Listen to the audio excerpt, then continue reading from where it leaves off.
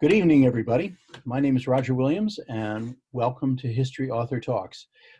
We have three authors with us this evening, which I will introduce in just a little while. But I also would like to first introduce you to our partner in history. Todd Quackenbush is here from the Princeton Battlefield Society, and Todd is going to tell us a little bit about what's going on at the Princeton Battlefield Society. So Todd, over to you. Very good. Thanks very much, Roger, and History Author Talks, and everybody for having us here as the partner historic site for tonight's Skead. I hope everybody's enjoying the last couple of days of summer, because ordinarily we'd be spooling up for a variety of activities ourselves, because Princeton Battlefield Society is the officially recognized fringe organization for the Princeton Battlefield State Park in Princeton. And as a licensed ORFO, we work in partnership with the state of New Jersey to maintain and preserve several aspects of the battlefield. And, the park and the battlefield cover nearly 100 acres of what was once the farms of the Quaker brothers, Thomas and William Clark. And as probably a lot of you know, is the scene of the culminating battle of the 10 crucial days in late 1776, early 1777. And that brought General Washington and his troops across the Delaware in conflict with the Hessians and British at Trenton and Princeton. And it ended up being probably the culminating victory in the early campaign there, the 10 crucial days, and secured the foothold of Washington and his army in the state for the rest of the war. And vitally, it basically renewed the whole cause of independence. Because of the importance of the battle, we at the Battlefield Society have chosen our mission to be a couple of key items: acquire, protect, preserve, and restore the lands and the cultural landscape related to the battle, enlarge and improve the Battlefield State Park, and educate the public vitally. That's an important one of our critical missions, educating people about the Battle of Princeton and the 10 crucial days.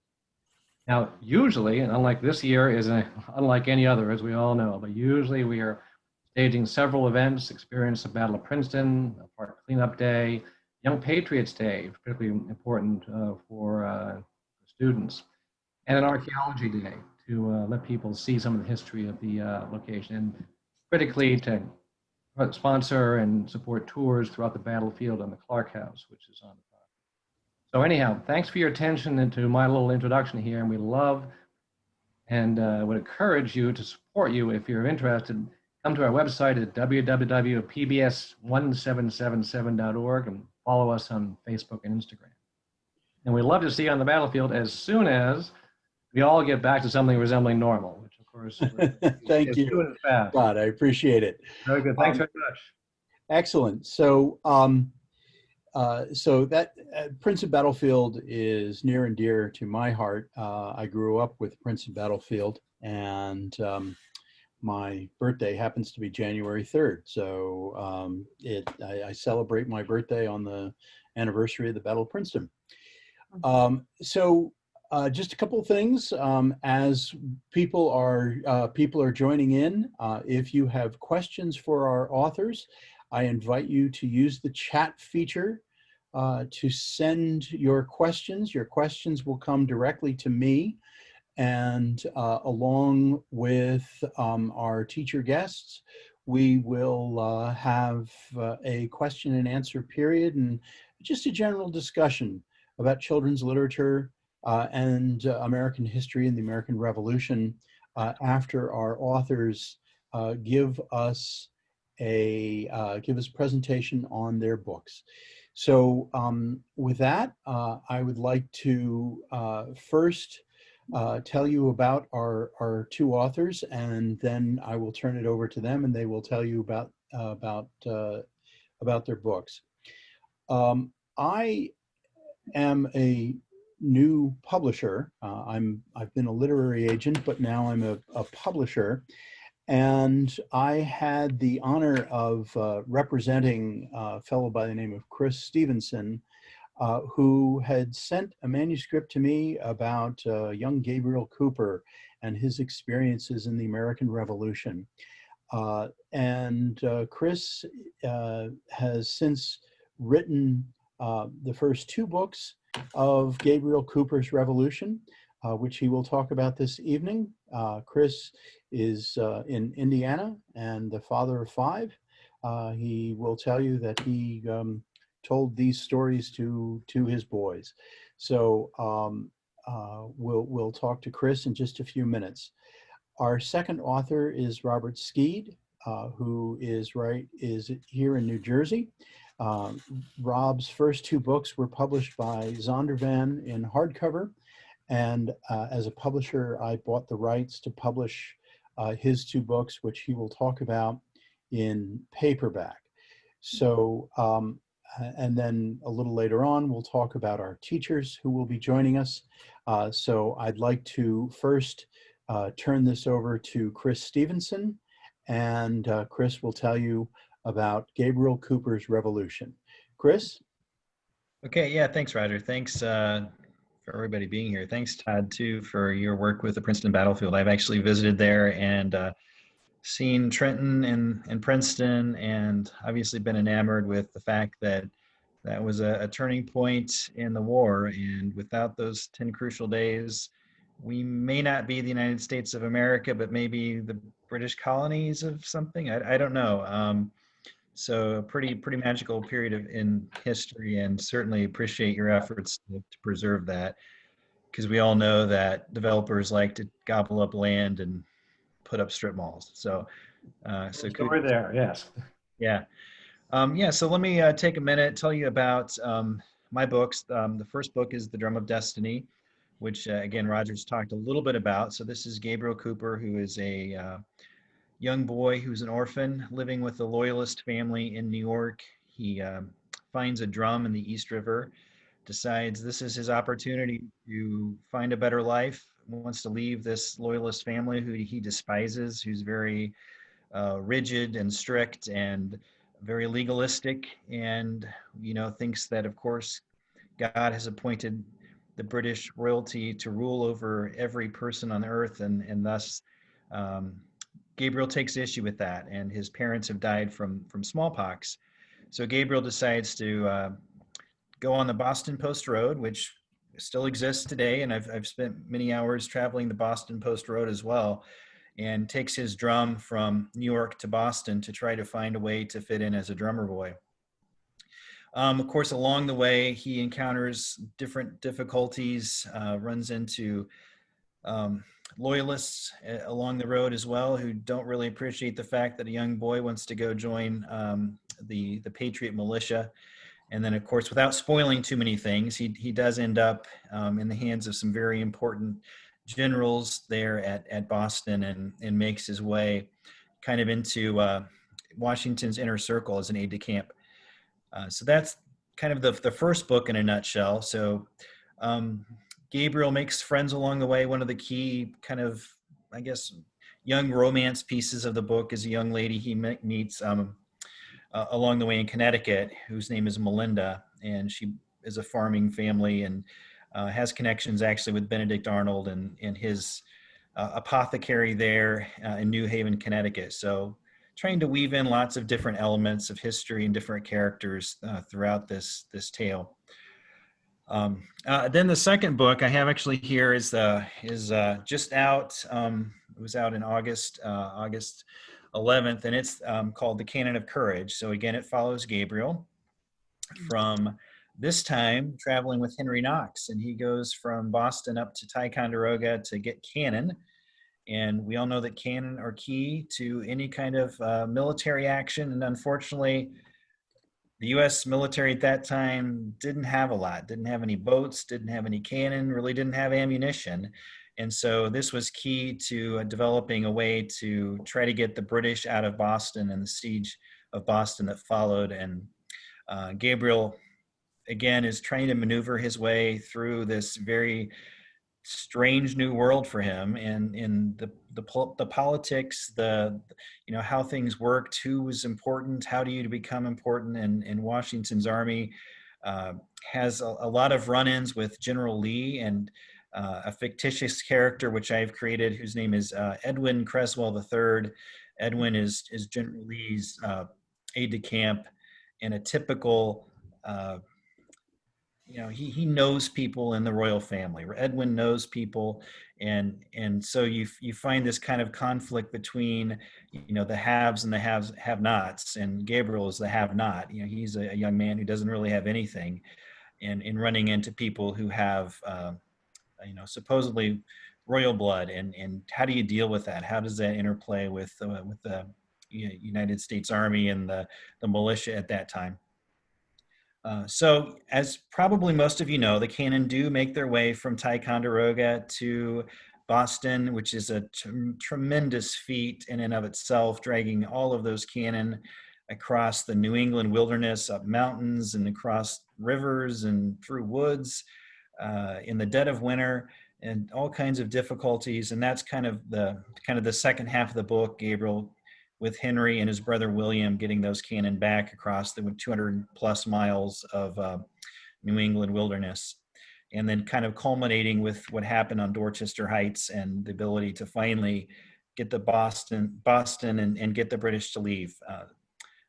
So we have more in the works. The third book's on the way, and that kind of again follows the next part of the campaign in New York, when we all know what happens with the British Navy showing up and having the potential to completely annihilate the fledgling Patriot Army at that time. So working on book 3, book 1 and 2 are out, and I really appreciate Roger and all the work he's done. Just really briefly, let me share my screen. I think this is really important for young readers, and it's something that I really have clung to myself as a reader.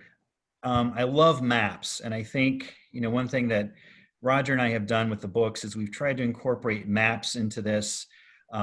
This is just a map from book 1. It's pretty simple, but a lot of kids don't really understand, well, where is New York in relation to Boston? How would somebody go from New York to Boston at this time period? And the book 1, Drum of Destiny, really follows Gabriel along that path.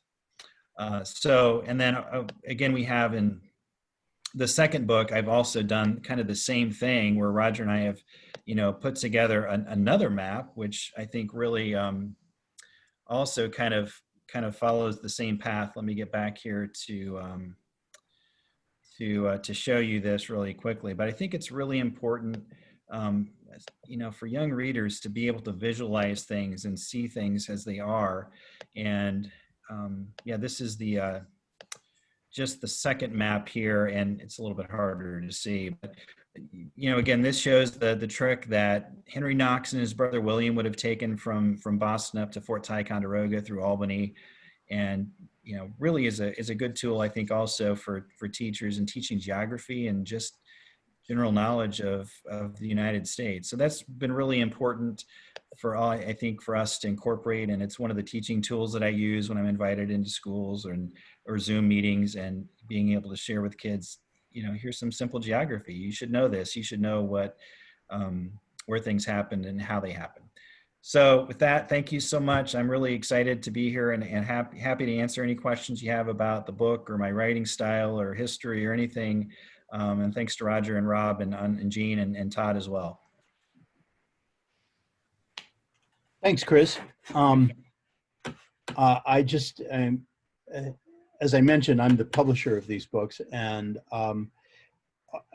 so at the risk of sounding like I'm over merchandising something here, these are just great adventure stories. I really enjoyed working on these with Chris, and as we move forward through the Revolutionary War years, we're going to see young Gabriel grow up, and a lot of what I think Chris has done has been able not only to tell the history, but capture the imagination of these young adolescent, this adolescent boys.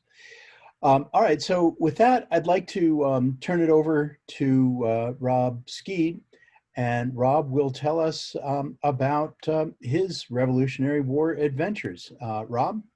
All right, great. Hi, everybody. So as Roger just mentioned, my name is Robert Skeed, and I'm the author of Patriots, Redcoats, and Spies.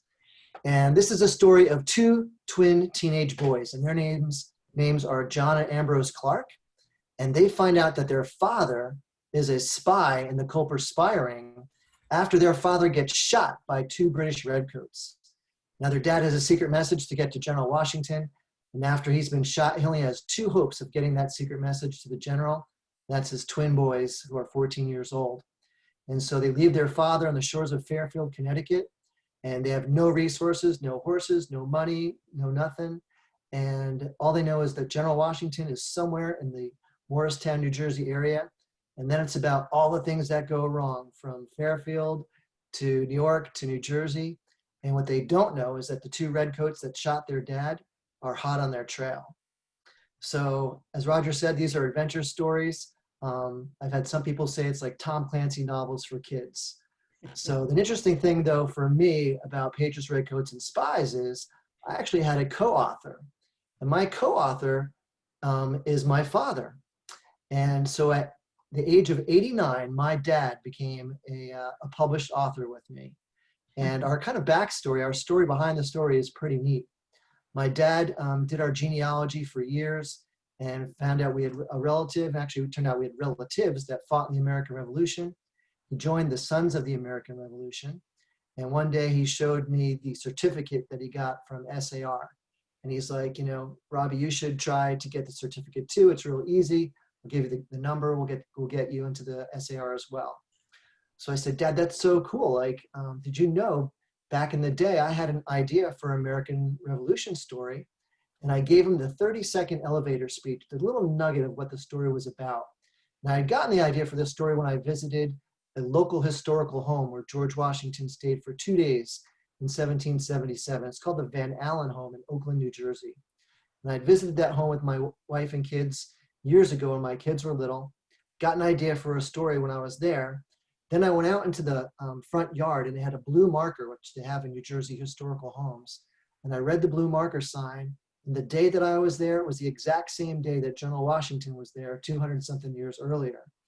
At that time, I thought that was cool, but who knows, maybe there was a little bit of providence behind that. Fast forward to my dad and I talking about this little nugget of a story that I had. I told him the synopsis. I thought that was the end of it. About 2 days later, I get an email from my dad, and he had done a treatment based on that little idea of a story. He did a treatment of a story beginning, middle, and end. And I read this, and my dad was probably 84 at the time. I'm like, how did he do this? But then I remember the best writers are the most voracious readers, and he had all these years of being a great reader behind him. So just for fun that day, I wrote the first scene of what, you know, was in that treatment of the story. And then I emailed it to him. And just like any son, right, we want our parents' approval. I called him up. I'm like, Dad, go check your email. And so he did. And about 15 minutes later, I get a call from him. And he's like, that was fantastic. But then he said two words that freaked me out. He said, keep going.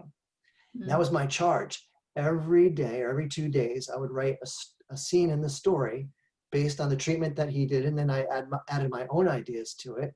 And then over about 12 weeks working at night, you know, we had the first draft of what became Patriots, Redcoats, and Spies. Mm-hmm. And you talk about a fishing trip being a great father and son experience, right? Writing a book with your dad is like that on steroids. So it was a great experience. And like I said, at age 89, my dad became a published author. My dad is now 94. And when we do author visits, he often accompanies me to talk about John and Ambrose Clark. And John and Ambrose Clark, their dad's name is Lamberton, and that's the gentleman in our family lineage who fought in the American Revolution. He's actually in the line of my dad's favorite grandpa. So we got to use our family name in this as well. So that's a little bit of the story behind the story, which we think is cool. So when we wrote Patriots, Redcoats, and Spies, right, every publisher wants to know what's next, if you're going to have a sequel. So we turned to Google, and my dad and I did a lot of the research and the writing together. And it was me, when I was doing a Google search, I found out that the very first submarine invented for warfare happened during the American Revolution. And that blew my mind to think, wow, there was a submarine that worked during colonial times. Like, who thought, right? I never learned about the Culper spy ring. or never learned about the American turtle submarine when I studied the American Revolution in elementary school. So the second story that came out is called Submarines, Secrets, and a Daring Rescue. So this is the continuing adventures of John and Ambrose Clark. And in this story, they get to operate the American turtle submarine, and they're on a mission to blow up a British frigate. You can kind of see what happens on the cover. It steals a little bit of the thunder of the mission. But what's cool about this is all the research that we learned about the American turtle submarine. It was invented by a Yale graduate. You know, Nathan Hale was a Yale graduate, Benjamin Talmadge was a Yale graduate, and David Bushnell, who invented the American turtle submarine, was also a Yale graduate. He actually invented waterproof gunpowder first and needed a way to deliver that. And he came up with the idea of a submarine. And they called it the Turtle because of the way it looked like it's when it sat in the water, but it really looked like a giant acorn. And it was pitched watertight with tar. It had ballast, it had mechanisms. He actually found out that there was a fungus that glowed in the dark, and he put this fungus all inside the American turtle submarine. And that's what gave them the operator light to see inside the apparatus when it was under the water. So it's very, very ingenious. George Washington actually helped fund the creation of the turtle. It had one mission, which unfortunately failed. I don't have time to tell you all about that. But what we want to do with these books was teach kids through adventures, little known facts about American history, like the Culper Spiring, like the American turtle submarine. Because when I was in elementary school in 6th grade, it was 1976, the bicentennial. And I was enamored with our nation's history and never learned about these really cool things. I mean, if kids knew that there were spies back in 1776, and that there was a submarine, and our third book actually deals with the Great Chain at West Point, another thing that people here in northern New Jersey know about, and in upstate New York, but outside of this area, not a lot of people know about the Great Chain at West Point, which will be the focus of our third book that Roger and Knox Press are bringing out next summer, and that's called Links to Liberty. So that's kind of what we wanted to do. And basically our goal is to inspire kids to do great things. And we do that through the hook of a story that's an adventure. And each story has a discussion guide, they've got a glossary, and also on our website, robertskeed.com, there's great resources for educators as well. So that's a little bit about our stories. Thank you for your time. Well, that's great. Let me just, sorry, let me get to my thing here. So that's terrific, Robert, thank you so much. And again, sort of going along the theme here, we have now 4 books, 2 from Chris Stevenson and 2 from Robert Skeed and his dad, all great adventure stories for readers 8 to 15 years old and more. I mean, I loved reading them too. I learned something from the books as well. Now, I'd also like to introduce you now to our teacher guest. So I'm pleased to introduce you to Jean O'Connor.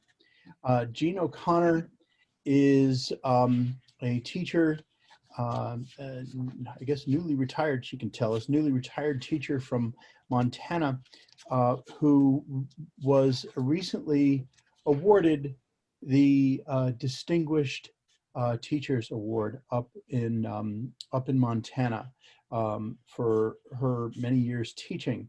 Jean is also the author of a new book that I'm publishing in the springtime called The Remarkable Cause. The Remarkable Cause is a novel of James Lovell and the Crucible of the Revolution. So it's meant for a little bit of an older audience, but Jean has had many years as a teacher. So we're going to turn it over to Jean here for a little while, and really looking for a conversation starter between Jean and our 2 authors. And if anybody in the audience has questions, again, just use the chat feature if you'd like to ask our author some questions. So with that, I'd like to turn it over to Jean. Thank you, Roger. I first want to say I really appreciate Roger setting up these history talks. I have been listening in 4 or 5 times, and they're all interesting. You know, we have had some great speakers, lots of information that they've shared. It's been really, really interesting. So I appreciate that. And I also appreciate the opportunity to talk about the remarkable cause and how it came to be and where it's supposed to go. I have taught in Montana for 37 years. I retired in 2018. Last 3 years, I was a literacy coach at the high school where I had taught altogether 22 years there.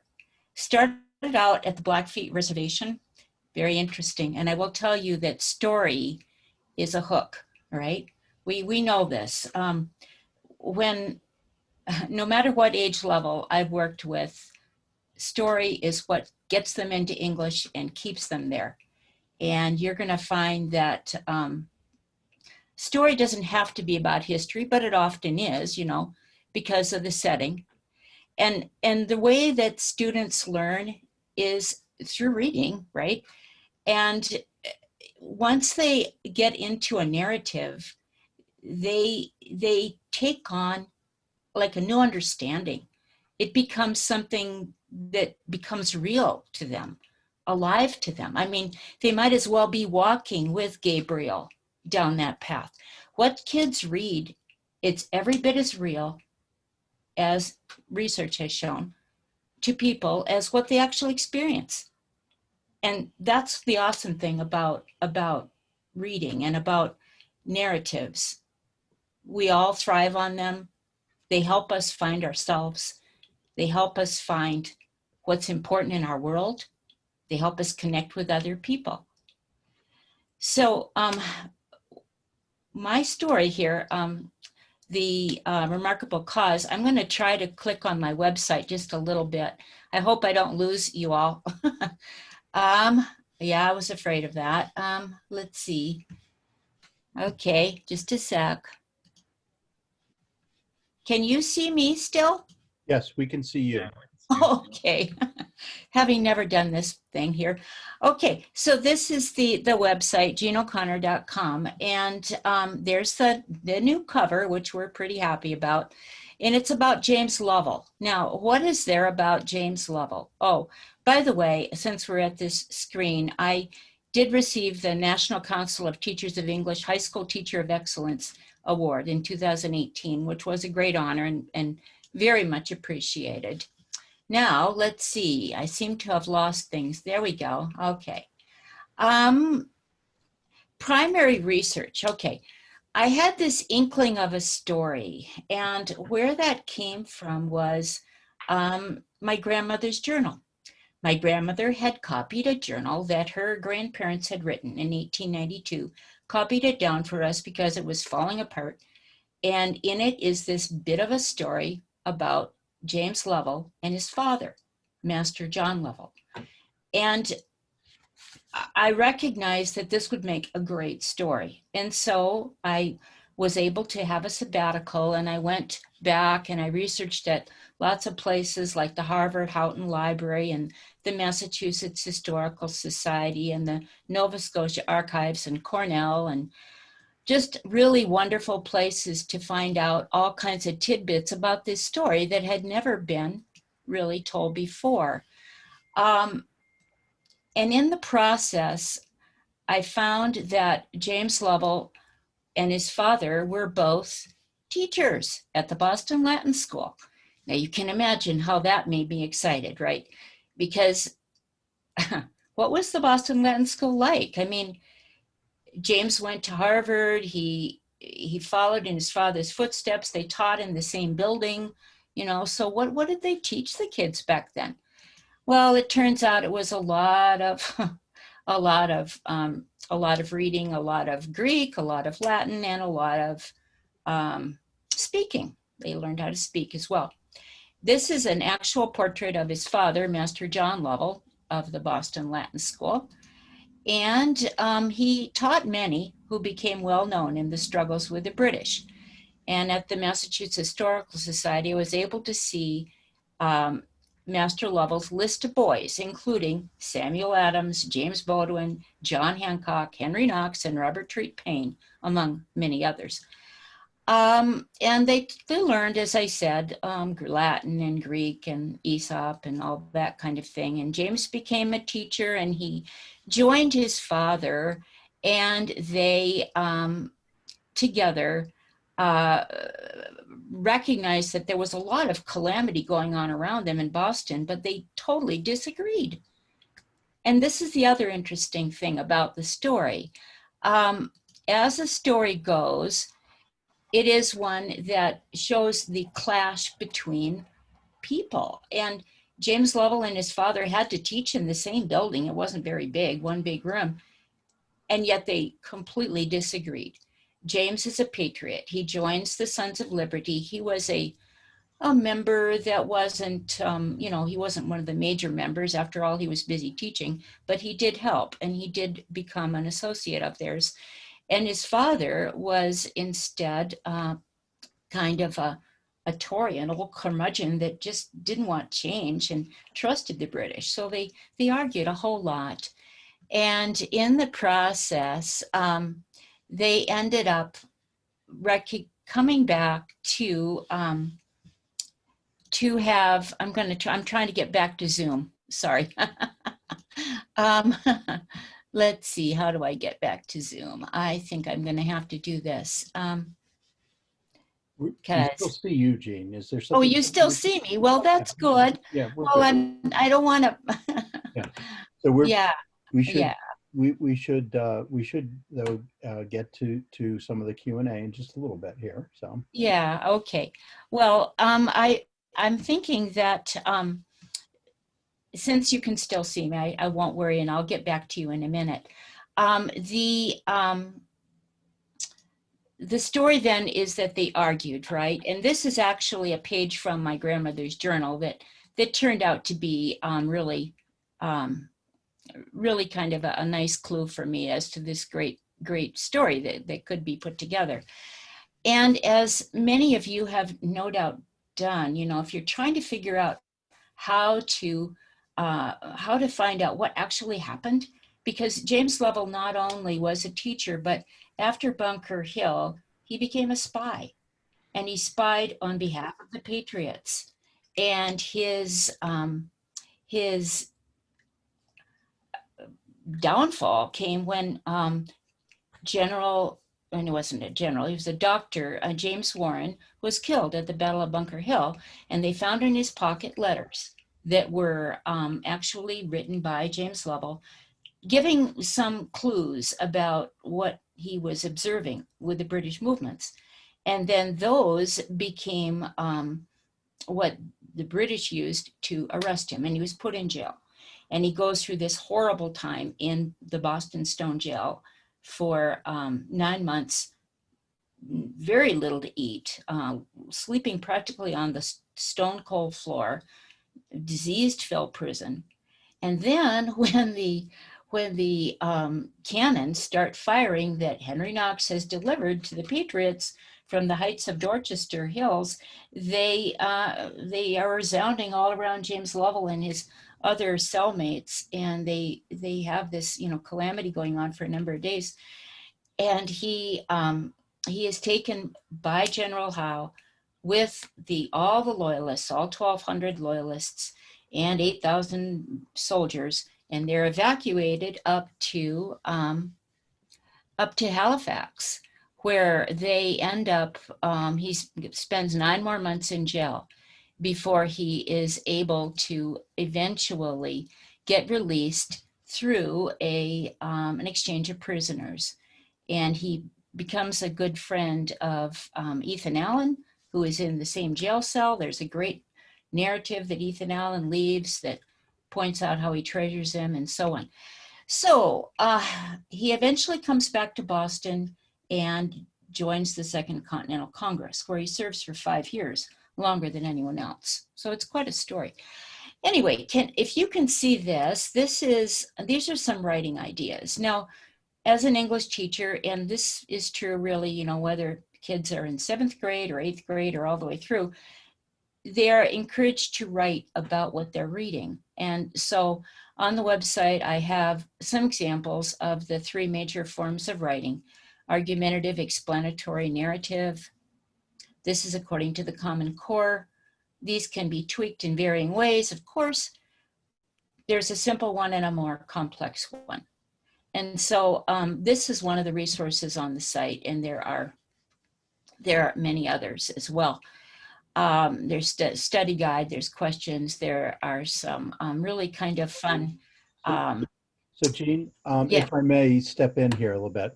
Yes. So we're not seeing what site you're referring to. So Okay. so I'm gonna this is on. I just wanted to ask you. This is on your website. Is that what you're talking about? Yeah, it is. Okay. And if you don't see it, I'm most sorry. Okay. Well, I will post Jean's website in before we end up the show. I would like to now sort of move into I have some questions that I'd like to ask all of our authors here in terms of engaging with kids on literature about the American Revolution and about American history just in general. First, Chris, I'd like to start with you. You're not a writer by trade. I know you're an attorney. Where did you come about the idea for writing about Gabriel Cooper? Yeah, so great question, Roger. Growing up, I did not like history. I thought it was boring. It was a bunch of dates you had to memorize to take a test, and then you would forget it. And, it was boring. And then I got to into adulthood and started actually reading some biographies and learning about what had happened in these amazing men during this period, and realized, wow, I really missed out. This was really interesting, and somehow the way they teach it in school isn't interesting, and they make it really boring. So I set about to try to undo that mistake with my own kids. I have 5 boys, now ages 20 to 10, and so a wide range. But yeah, I started telling these stories to them. I just kind of made them up for bedtime stories, and started thinking, wow, maybe I should write this stuff down, because I will forget. And so I started with Gabriel Cooper, writing some of the stories down. It became an outline, and then just eventually became the first book.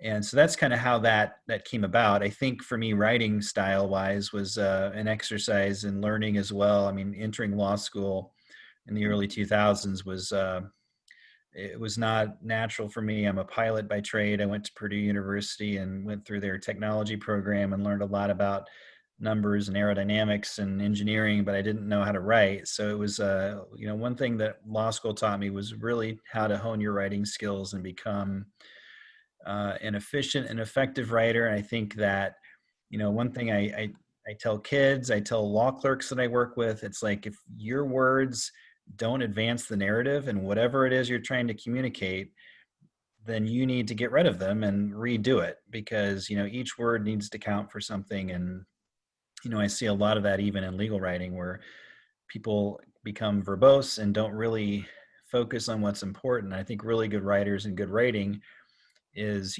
being able to kind of make every word count and try to advance the story with each sentence. So yeah, it's been a learning process for me, but one that I've obviously enjoyed, and I think hopefully kids have enjoyed as well. Well, that's a perfect lead into my next question for Robert Skeed.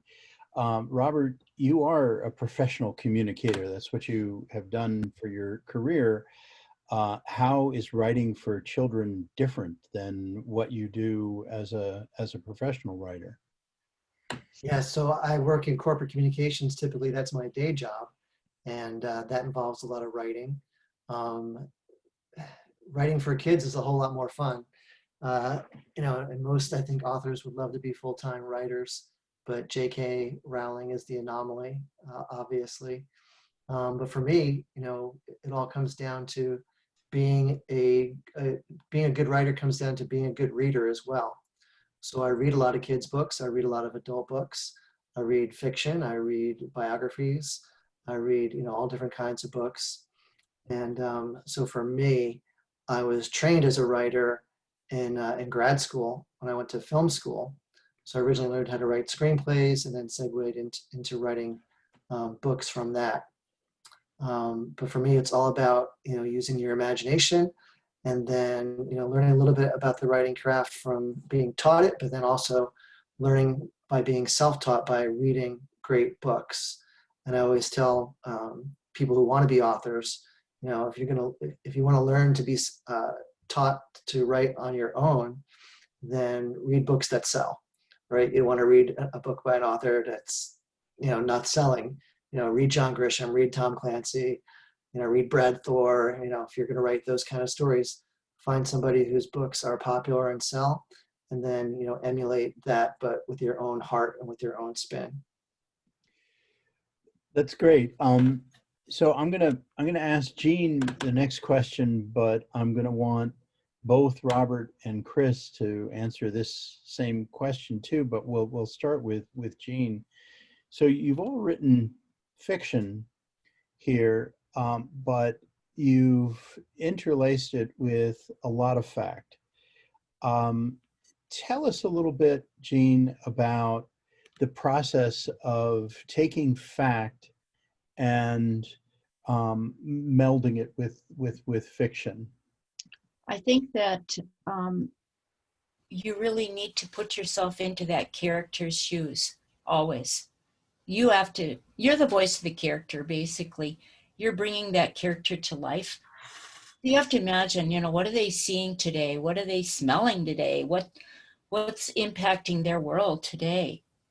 You have to get that point going constantly and then move that forward. Like Chris said, make every word count, right? He's completely right about that. And bringing in the details that bring the story to life without, overwhelming it, that's really vital. And I would also say that I think that history, and particularly historical fiction, is way better off if you're incorporating a lot of details that do really relate to history. You want to stick to the facts as much as possible. So Chris, I'm going to turn this question over to you, but I'm going to change it a little bit. You spend a lot of time with your characters, developing your characters to be quite relatable. How, in your research, are you able to learn a little bit about the 18th century, the children of the 18th century, and put that into your story? It's interesting. I know kids pretty well because I've been around my own kids, and whether it's the 18th century or the 21st century, kids are kids in many respects. I mean, our technology has changed. But I think for me, drawing upon, okay, what would my boys do if they were placed in this situation? How would they act? And, then trying to transpose that into a historical setting and figure out, okay, well, things were a little different, obviously, then. And we know that for Gabriel, especially, I mean, he has this rebellious side to him, which is a real problem in a loyalist household. I mean, that is, how the first book begins, with him mouthing off to Reverend Loring, who's the loyalist leader of their house of, about 10 people. And, drawing upon that and how, but, kids are kids. And I think kids relate to that because there are times when they want to mouth off too. And, it's done in a setting of, not complete disrespect, but at the same time, Gabriel's standing up for what he believes. And I think, kids like that. They want to have a voice. They want to be able to stand up for what they believe. And I think, for me, Gabriel gives even kids today that kind of, yeah, I get that. Like, I want to be heard too. And, Gabriel is a completely, nondescript boy who happens to be in New York and doesn't have any parents. I mean, he's a nobody. And I think, kids relate to that. They want to relate to that. And, the American dream is, you go from nobody, you become somebody. And that's so true with so many characters in the American Revolution. I mean, you look at Alexander Hamilton, for heaven's sakes. I mean, that guy came from nothing and, became a national icon even today. So I think that's one of the things that I draw upon, is that sense for kids, of wanting to have a voice and wanting to matter and wanting to make a difference in the world. That's great. And Robert, with your characters, you do a great job in having your characters interwoven with actual historical figures. Chris does this as well with his book. Tell us a little bit about the research that you did when you were writing each of your books, and how you felt that these would be great stories for kids. Sure. So for me, the historical facts are the historical facts. That's kind of the easy part. But like you just mentioned, it was the character that was the hard part. And for me, the main character that I wanted to nail was General George Washington. You can't write a kid's book and have General George Washington in it and you miss the mark. Like I felt like I had to be true to the legacy, the legend of Washington. And the way we did that was we researched letters that George Washington wrote during the time period that our stories take place in. And we actually used, I had to get into his mind, right? So, and have his letters, as you know, are all available online. And so during the weeks and months our stories took place, I found his writings, found out what he was thinking about during that time, what was going on in the war at that time, and actually used real dialogue from his letters in our stories when he's interacting with the kids, and just kind of paraphrase them a little bit. So, people talked a lot different back then than they do today. So to make it, a decent read for a kid, I had to paraphrase a little bit, but essentially kept the content of what he was thinking during that time from his letters. And so I've had lots of teachers say that, they read that and they appreciated that as well. Well, Jean, my next question is for you. Unless you had it sounds like you might have a comment too, but I have a question for you as well.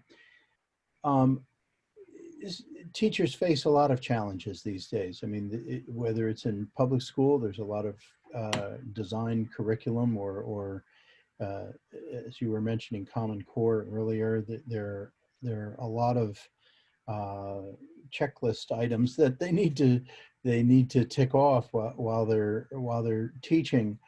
What are some of the challenges that teachers face in engaging kids in society today when they have so many other distractions, and what do you think that other teachers can do, other authors can do, to make our history relatable?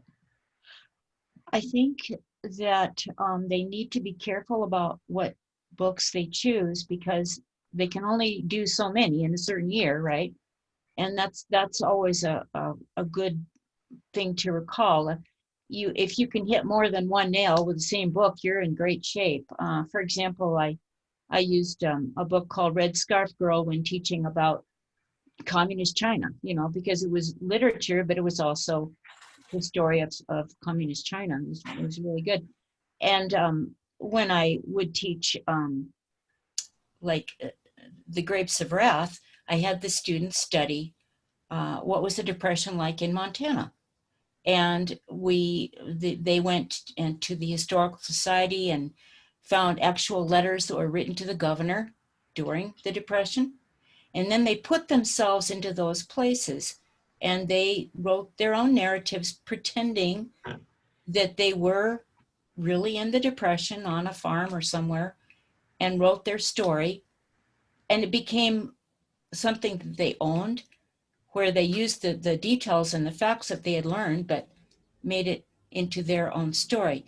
I think that teachers can, like I said, choose the really quality things that have an answer and a response to several different needs. And I think, as long as the students can relate to it, in some way, you've got a hit. You know, that's really important. So, Robert, you've done a lot of school events. You've had the opportunity to visit with a lot of classrooms and spoken to a lot of kids about all of the books that you do. You have a variety of books in different subjects, books about sports, books, and some other terrific books. What is it that you find that kids are attracted to when you talk to them about history, books about history? Yeah. That's a tough question, because kids, I don't think, are attracted to history because of the way it's taught, as Christopher had said. But when you tell them something that could be like a movie, or something that they're kind of blows their mind a little bit, you know, that's kind of like reason we chose the hooks for our stories that we did with the Culper Spiring and the American Turtle Submarine. When you kind of use that gets them interested, and it makes them want to learn more. But I don't think kids in general today, you know, very few, I think, care about history, which is sad. But part of that is because, you know, there's just not a lot out there for them that hooks them. So that's what we were trying to do, and that's what Christopher's trying to do as well. Sure. Yeah. So, Chris, let me put you on the spot with a tough question right now. Since there's a lot going on right now about how we've taught our history, and of course, with the current news cycle, there's talk about our original sin with slavery. Is this something that you might be talking about? You know, how African Americans fared in some of your stories coming up? Yeah, no, I think it's an important piece. I think a lot of times that our American Revolution characters get glamorized and taught in such a way that they're, you know, made to be these fictional people who are too good to be true. And I don't think that's the case. I mean, I think that you have to treat history, you know, and tell it as truly as you can. And the fact is that, you know, and this is mentioned in, you know, in Canon of Courage, the second book, that, you know, Gabriel meets William Lee, who is Washington's valet and slave. And he is a person that's very close to Washington. And, you know, Gabriel has known African Americans and seen them on the docks of New York. And, you know, Billy Lee does not look like any, you know, African American that he's ever seen. He's dressed well, he's treated well, he is well spoken, you know, he rides a horse, he takes care of Washington horses, but yet he's a slave. And so I think that those pieces of history are really important for kids to know, and of, you know, kids of any nationality or any ethnicity. I think it's important to be able to hit on those things and tell the truth. You know, Washington, he was a slave owner. And, you know, I think that's a really important piece of the puzzle for kids to understand. It doesn't mean, you know, that he was a person that couldn't be trusted. He wasn't a person of moral integrity. It just means a fact that he was a slave owner. And, you know, slavery obviously was a tremendous problem in that period of time that really the founders did not know how to deal with. There was no way that they could conquer that problem. And so they kind of kicked it down the road. And unfortunately, you know, we're still dealing with the effects of that today.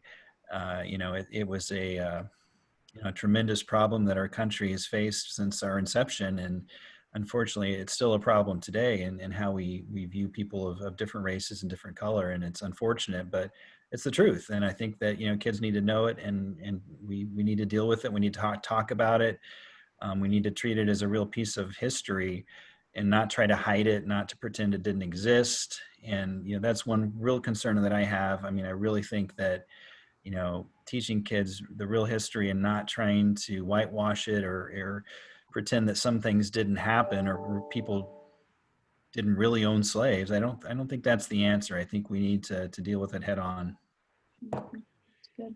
So, Jane, let me come back to you. If you had, this is kind of a loaded question, but if you had an opportunity as an English teacher to talk to publishers, just in general, what would you recommend to them about providing literature for the classroom? It's a sweeping question. I understand Sure. that. I think we tend sometimes to use the issues of the day as like a springboard for a lot of focus. Now, yes, it's important. Yes, it's truly vital that we address the issues of the day, but that shouldn't be the only thing we address. Sometimes you might go to find a newly published book for kids, and they're all Black female voices, and that's it.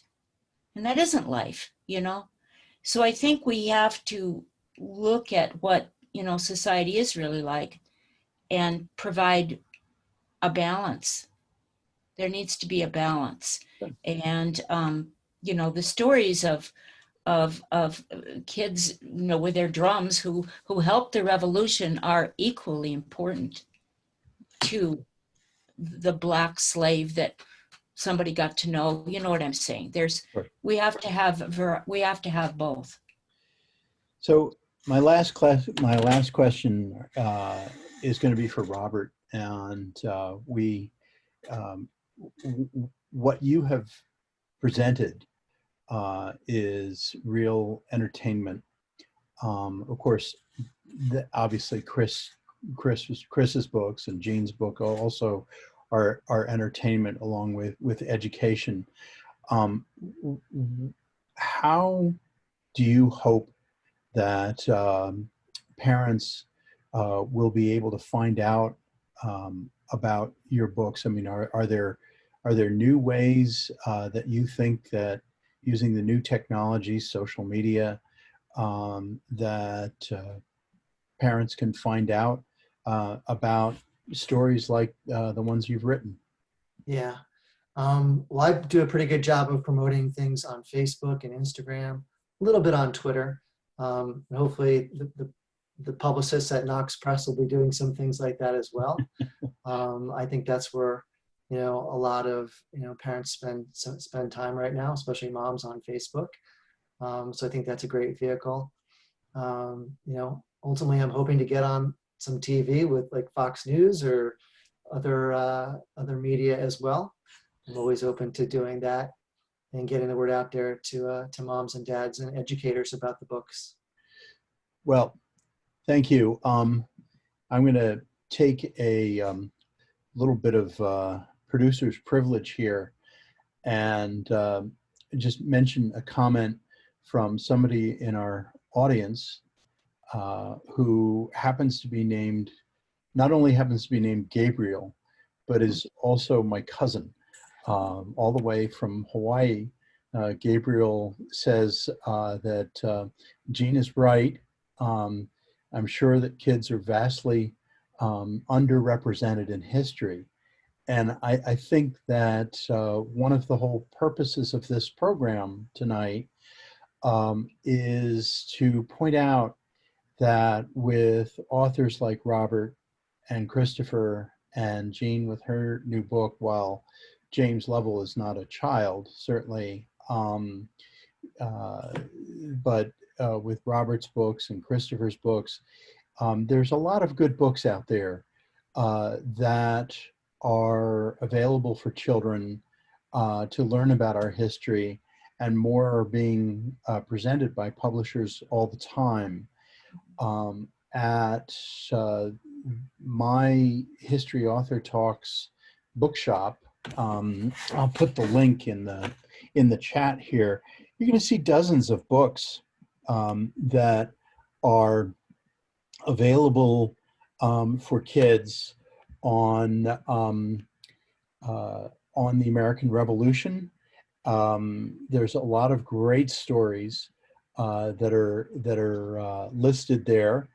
And I urge you to take a look at this link and see not only our authors' books that have been here this evening, but also the books that are available from other authors that are out there about the American Revolutions. And these are, a lot of these books are a lot of fun. I'm having a little trouble here. Let me just give me a second here. And let me get to my shop and find this list of books and put this link. I'm going to put this link in the chat so that you can see our bookshop here. So that's a whole list of books that are available out there for kids on the American Revolution. And with that, I would like very much to thank our partner in history, Todd Quackenbush of the Princeton Battlefield Society. I would like to thank Robert Skeed for his presentation on his books. Also to Gene O'Connor, I thank you for adding some of the teacher's voice.